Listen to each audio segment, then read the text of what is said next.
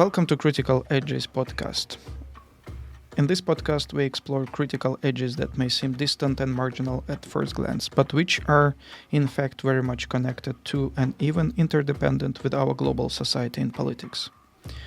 In our podcast, we discuss with different scholars who have one way or the other addressed critical edges critically.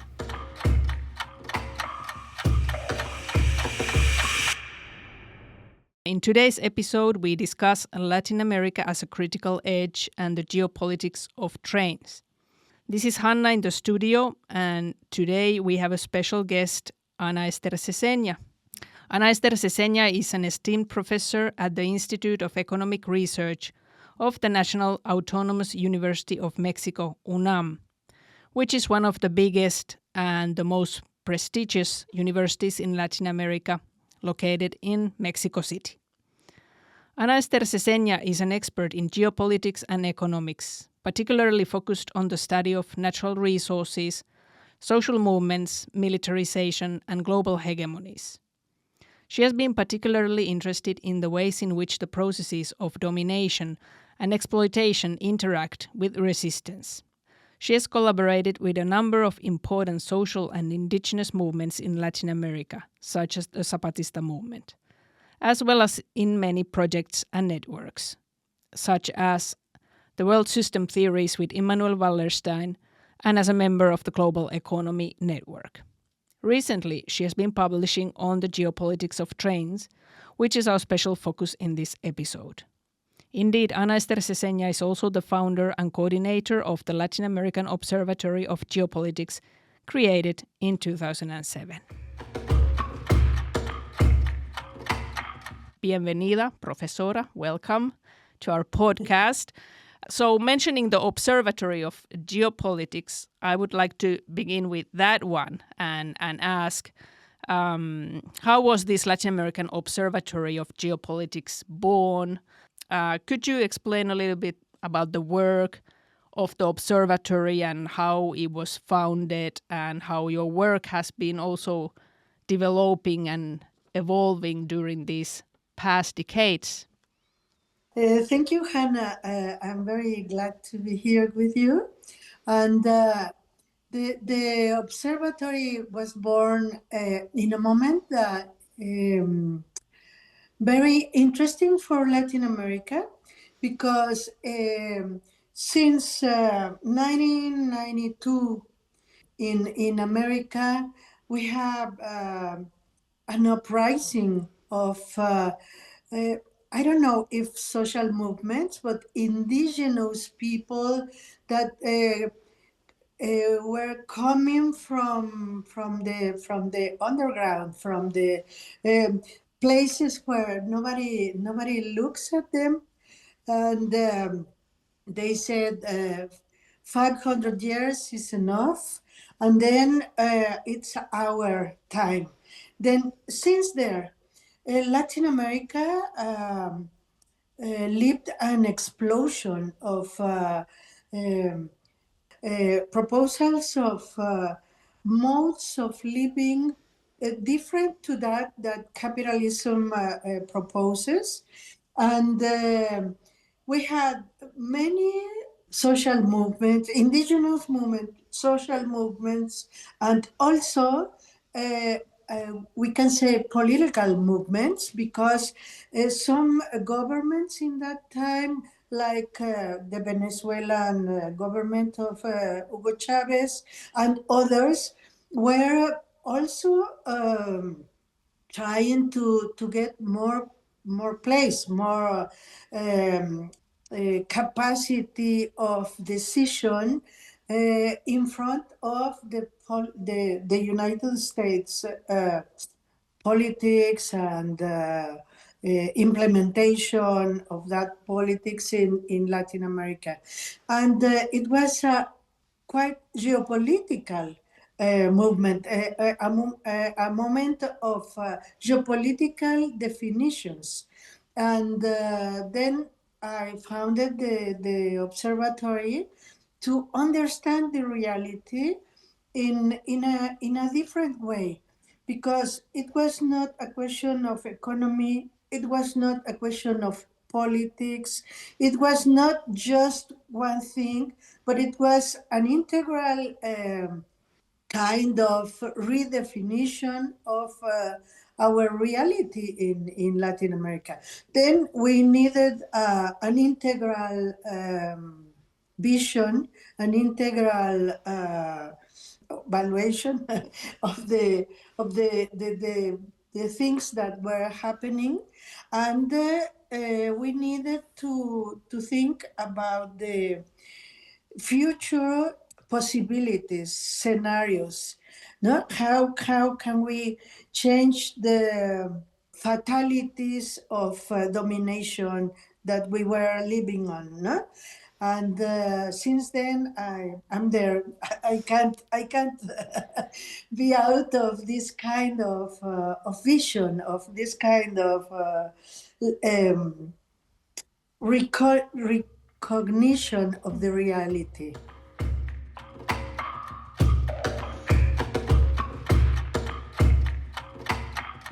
That's very interesting. And I was going to ask, is this close to what you have been talking about, the theories or science of complexity? Teorías de complejidad, theories of complexity. I'm not sure if that's the correct translation to English. Yes. But yeah, I have recently popped into this perspective of complex systems or complexity, especially in the Latin American context and Latin American scholars. So I'm wondering if that's something that now among Latin American scholars it has become like an important viewpoint, and what does this kind of offer, especially for the study of geopolitics? When you approach the study to capitalism, for instance, you are studying a system, an organizational system in many dimensions. Then when you are there, you have to look at the complexity that it's inside, because it can't be simple. It can't be just economics. No? It's everything interacts with the other dimensions, and the chaos theory and the complexity theories just put the focus on that. How all things interact with the others. And when you are in this approach of a systemic approach, it's interesting because what we were talking before, you can detect how there is not only one system. There are many or two or three, I don't know, but there's not only one.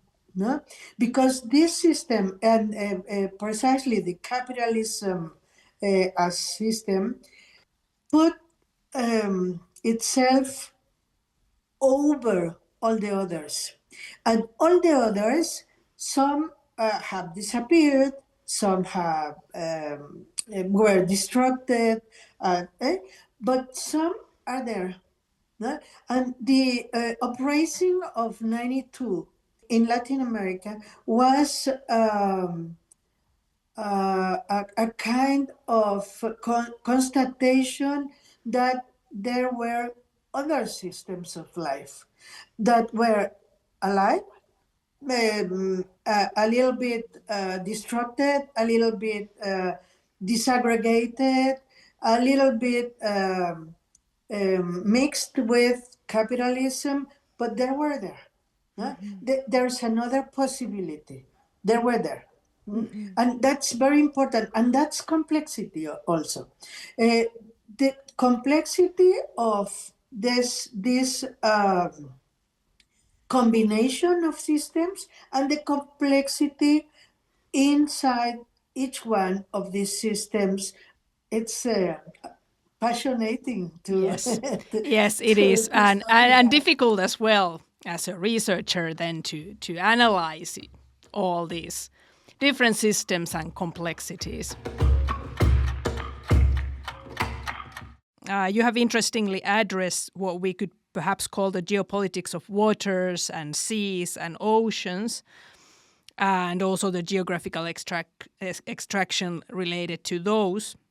If you could discuss a little bit about that analysis that you have related to these watery routes and the geopolitics related to waters.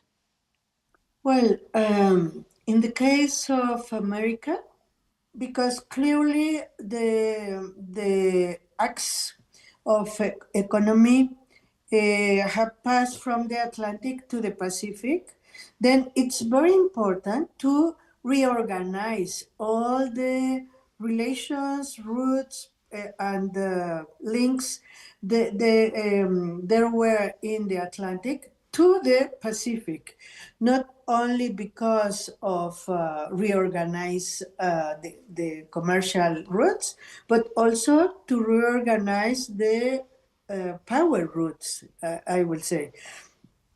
And they have to fight, to dispute with the Asian economies. Then the United States needs to bring their production that were in the East Coast, looking to the Atlantic, they have to bring it to the Pacific. They have Panama, but Panama is a difficult place, not only because of the fight with the Chinese, but also because climate change and the antiquity of the Panama Canal. It's not enough. It's not to have that. Then it has many problems. It took 10, 15 days to pass there. It's complicated, no? Now. And then they are thinking how to get a resolution to that.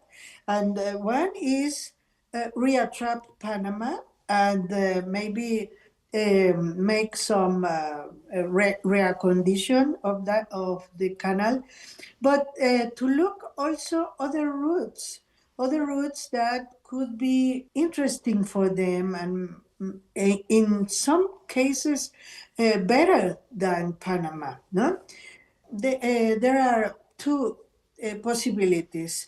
I think one is the Arctic, but the Arctic is complicated because of Russian presence there, and because they are not there. They have a minimum presence there. You know, Alaska. No, but there's a possibility, and not only of a communication route, but also because in the Arctic there are many natural resources, very important. Then it's a place that they look with very a big interest.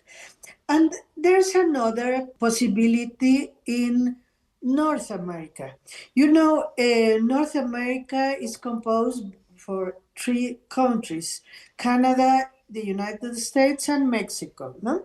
Then in North America, we have Mexico, and Mexico has a very tiny place where you can put a kind of canal to communicate the Atlantic and the Gulf of Mexico with the Pacific. No? I insist in the Gulf of Mexico, but Trump wants to call the Gulf of America, no, because he's like that. But that Gulf of Mexico is a part of North America, the North America homeland, if you want.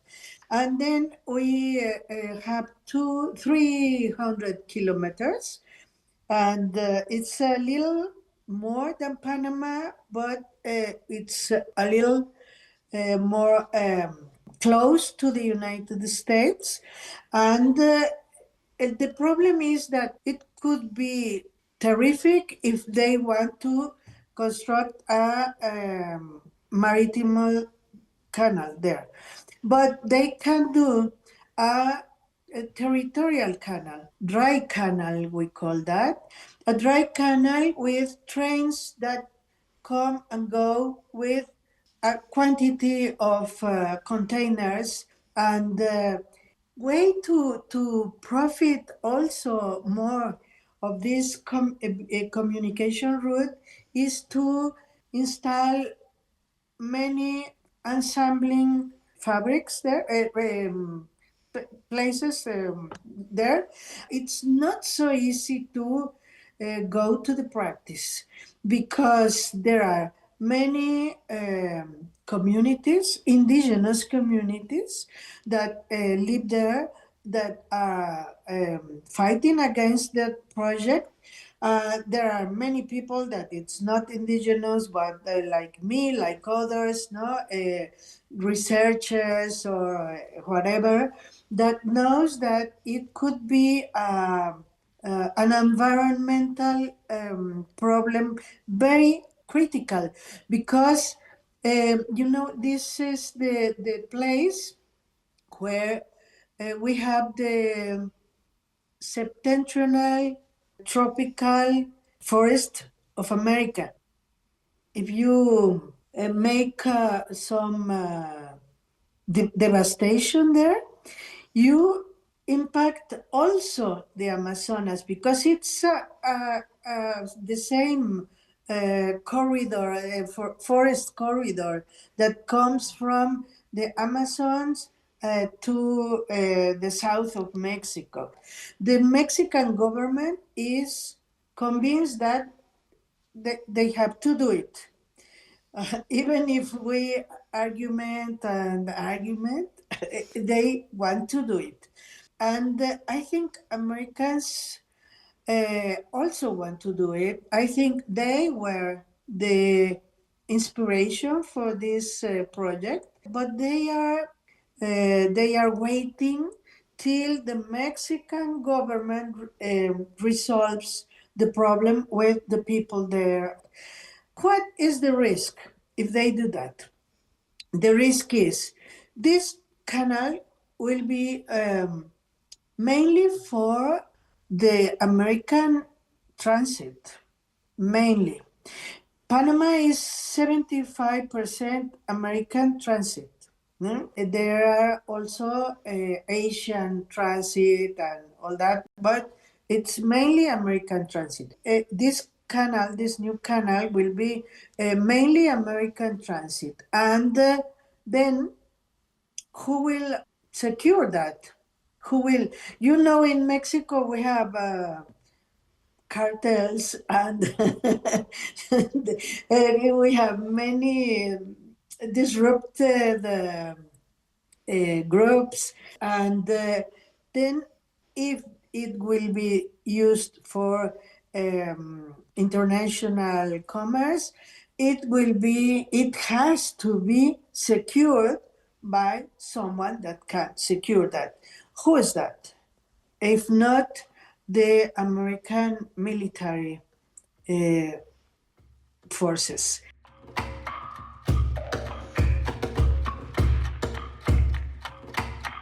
It's the Transisthmic Train, but also in connection the famous train Maya, no? The train Maya that goes to all the southeast of Mexico, called the Peninsula de Yucatan. Then all that part will be it's being the place for this mega project, these trains, lines of trains that have passed over natural reserves, have passed forever, and it's militarized because populations were not comfort with this project, and then militarization have little by little imposed the construction, and then the southeast is the most important septentrional tropical forest that we have in the continent. And they are being devastated with the train construction, because it's not only the train, but it's the train, the stations, the places for the military forces, the hotels that come because there is easier to go by train. Theoretically, no, it's not so easy to go by train, but theoretically, it's a project that wanted to impulse the touristic activities.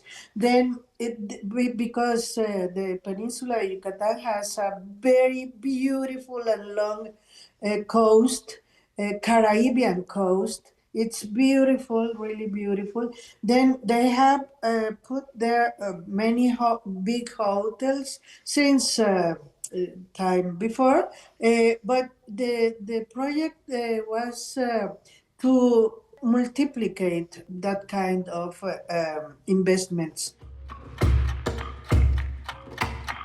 Yeah, obviously in the Yucatan Peninsula, you've got you've got the ancient Mayan ruins and the ancient Mayan civilization that attracts also tourism, as you said, in addition to Riviera Maya and the beaches and all that. And the Maya train, it paints, or it kind of appears as a tourist project for tourists. But also I have understood that the objectives of the Maya train are not only touristic, exactly as you have been also writing, but these objectives seem to include other developmental aspects as well, like new centers of population, and also, you have been writing about controlling migration and certain mobilities, perhaps from the Central American countries.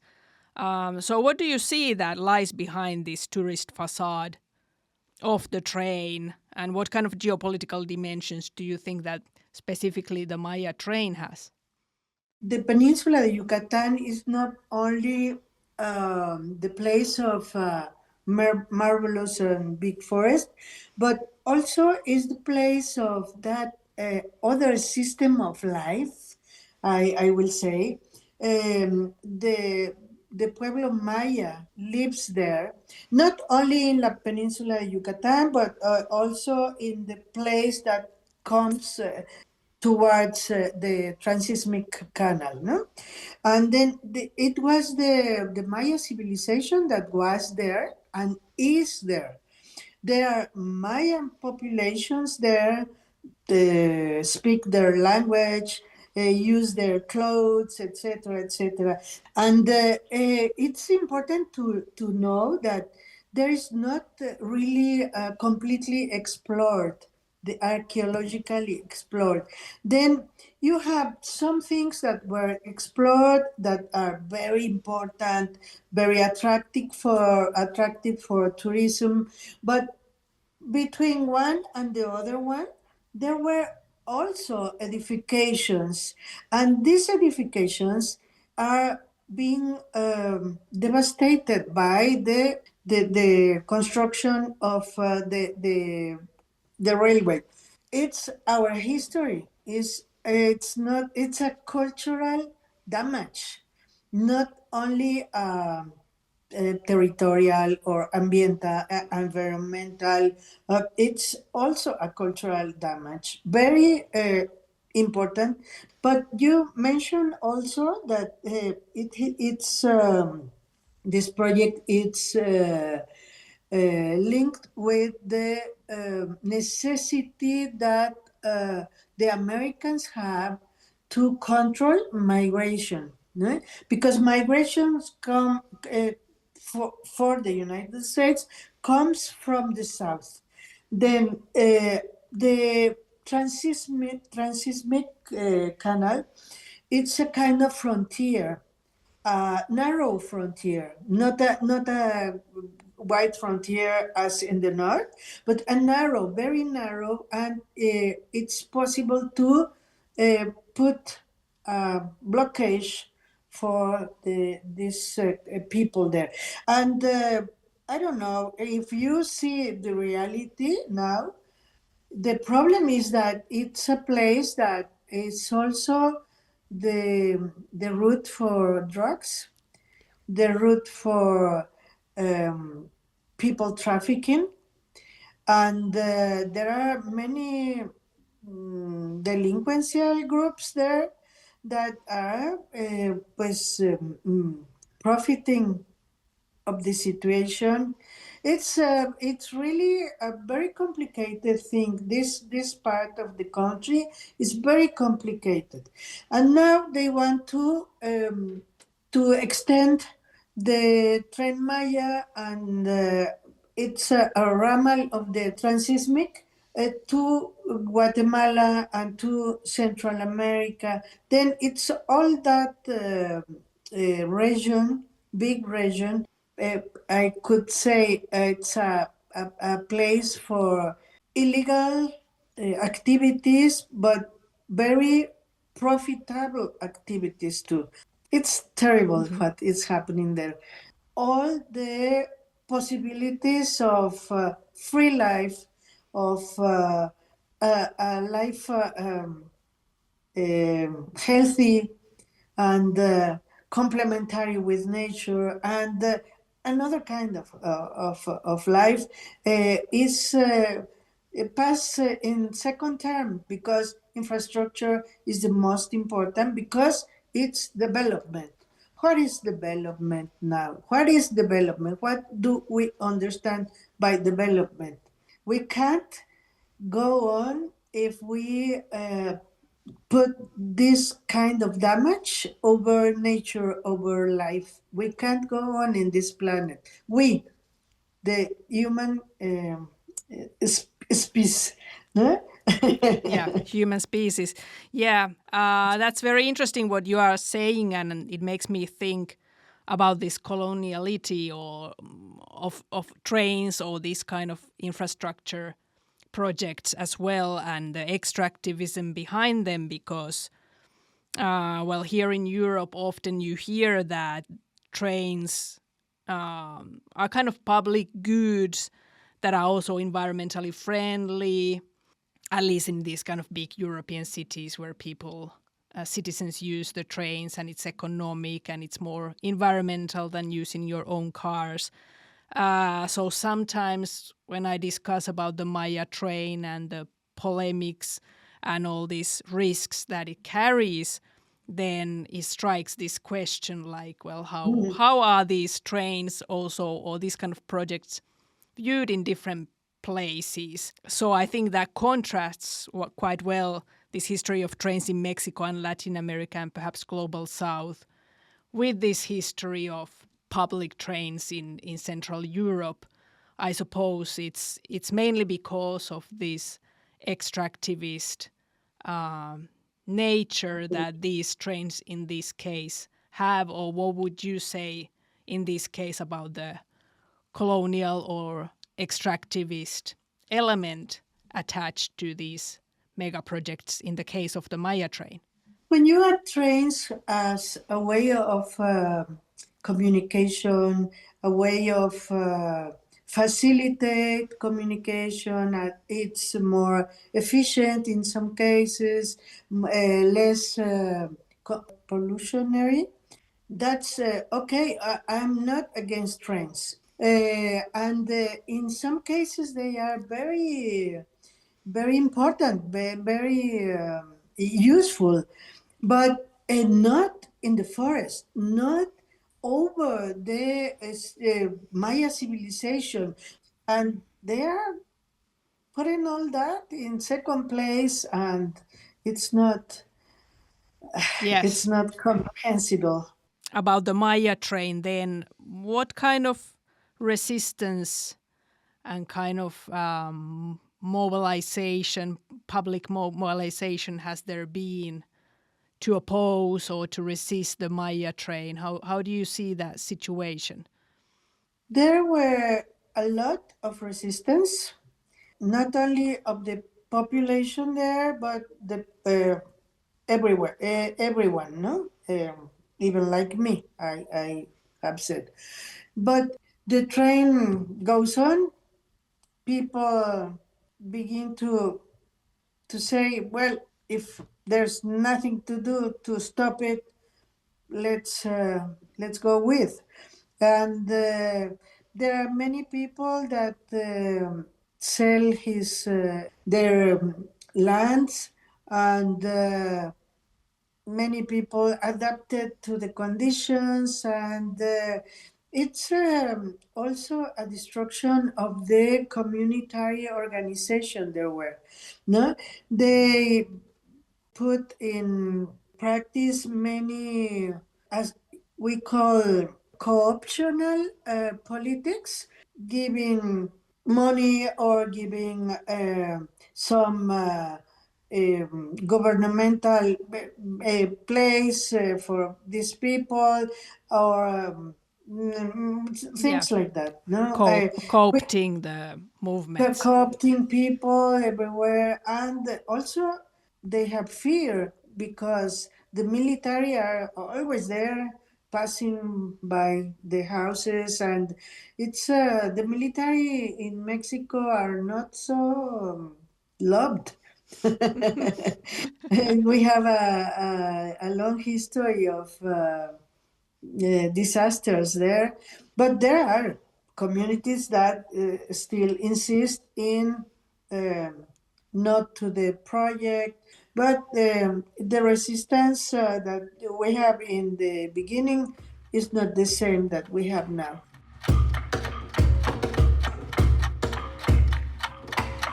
Perhaps moving towards thinking about Latin America as a critical edge.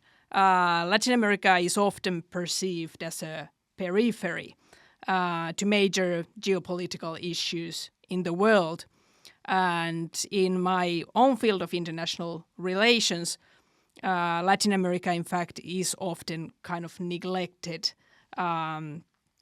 or mainly addressed via these dependence theories. So it is somewhat limited. Perhaps it's also because of the linguistic barriers.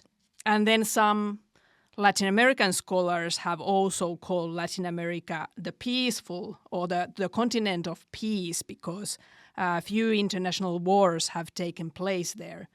Of course, this sounds a little bit funny because we know that there are many things happening in Latin America, and in many ways we can oppose that viewpoint of being peaceful. But this was in reference to international wars, thinking about what usually draws our attention in geopolitics. So Latin America is also a continent of many resources. And you have interestingly referred to the Americas as a particular geography, kind of a island continent protected by water that gives it certain power, perhaps of isolation and also of defense. So what kind of critical edge is Latin America in this sense? How do you see it positioned in this global frame of geopolitics? Well, as you say, we are an island with just one power in there. And that power, the United States in this case, always think America, it was for Americans. America as a whole was for them. And I think they have a little reason on that because they have profited of everything that America has. But just in the 2000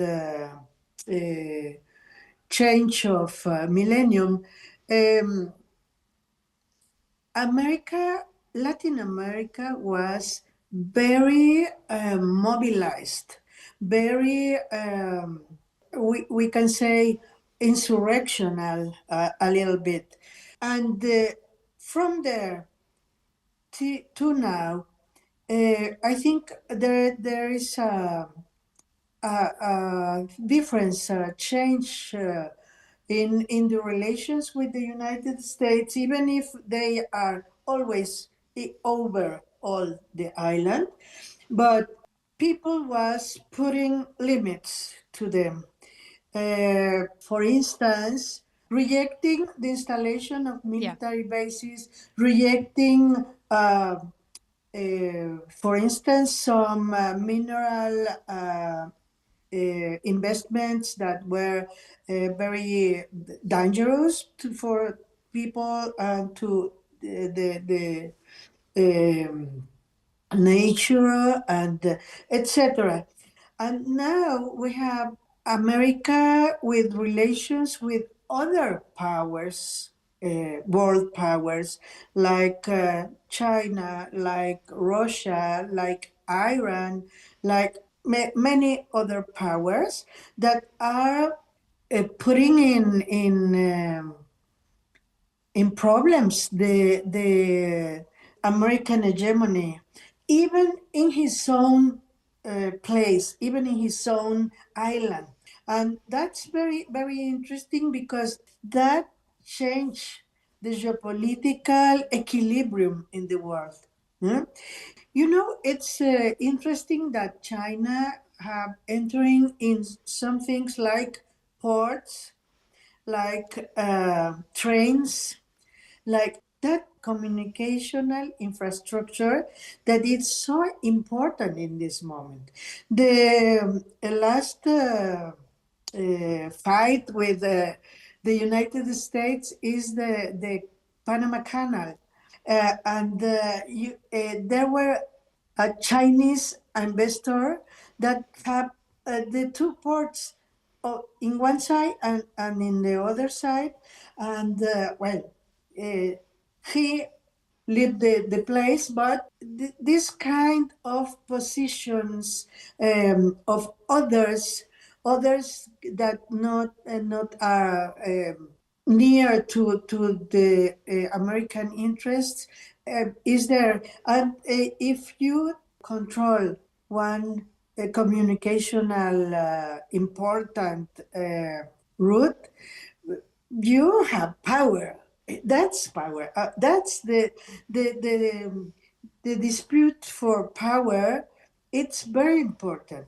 Then I think the Latin America importance in geopolitics now, in the geopolitics equilibrium now, it's really high because if the United States lose his possibility of act all over the island, he will be, the United States will be in trouble, really will be in trouble, because this is his fortress.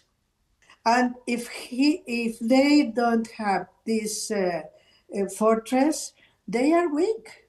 They are not so strong as they think they are. And how could you deepen a little bit more on that? That how do you see that indigenous emergence and indigenous movements, perhaps together with other social movements, how do they impact geopolitics in Latin American context or more broadly?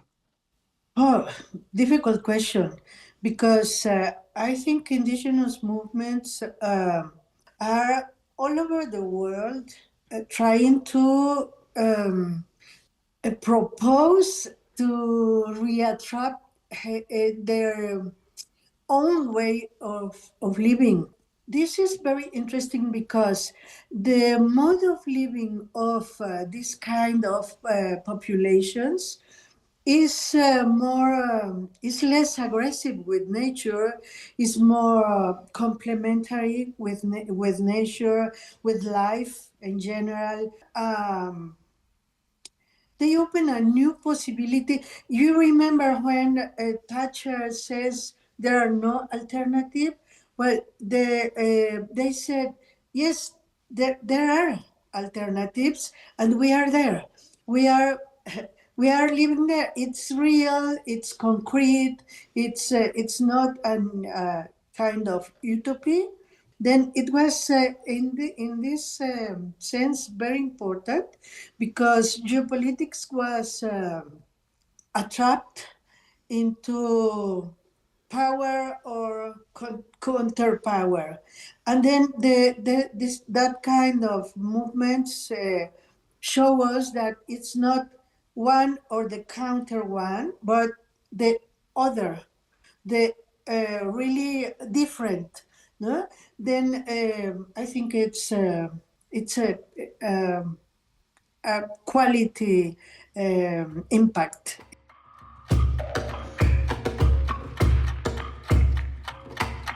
Last question. How do you see the futures for these critical edges, whether it's the Yucatan Peninsula or Mexico or Latin America?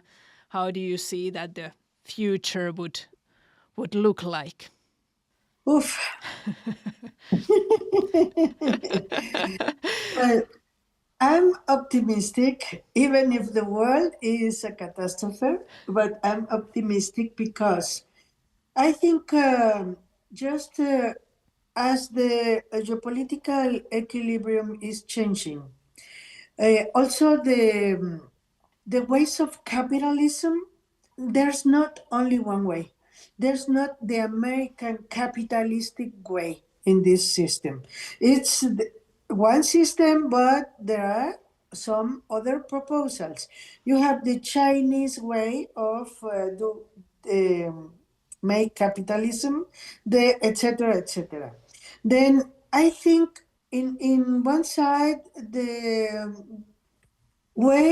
Chinese way is more worried about the green. It's a green capitalism, but it's not a devastator oil, etc. capitalism. Then we have there a little advance, but also there are some power coalitions that are emerging, like BRICS, like many in Asia, different kind, in Africa also. But there are powers fighting because the part of that capitalistic cake they can have, but it permits to people to advance a little bit in some things, maybe to stop some projects, maybe to I don't know, fight against corporations that very devastator as some in minerals or something like that. I think there are many little holes where we can go out from this system. I'm convinced that inside this system we can't have a kind of living that that we will be comfortable. But there are many holes. You have to make the holes wider, make the holes possible, attractive to go out, to fight for another ways of life. I know that in this moment, this seems like this woman is really mad, but because we have wars everywhere, we have a lot of heavy power over all the world, but we have been there 500 years. We can be there 500 years again.